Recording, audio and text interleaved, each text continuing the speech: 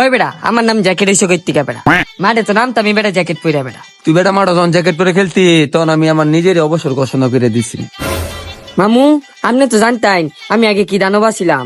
না আমি তোমার বিষয়ে কোনো আলাপ করবার চাই না, কারণ তোমরা একটু পর পর মনে করলা জ্ঞান লাগিয়ে পড়ো। গ্যাঞ্জাম লাগার বিষয় না তো মামা, ওই কত বড় কথাটা কইলছে, ওর বয়সটা কি হইছে ওই অবসর লই লইছে। এই বেটা সচিন যখন ইন্টারন্যাশনাল লেভেলে খেলে তখন আমি বেটা মহল্লা লেভেলে খেলি।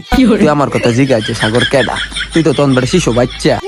মামা এটা আবার ওই কি কইলো? বাইক না ওই ঠিক কথাই কইছে, তুমি ওই সময় লান্ডা বাচ্চাই আছিলা।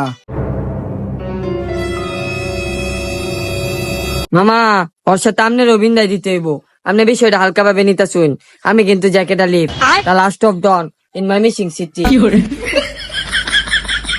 বেটা তুই আর রাখবি গুলিমিলি হইলে আবার সমস্যা।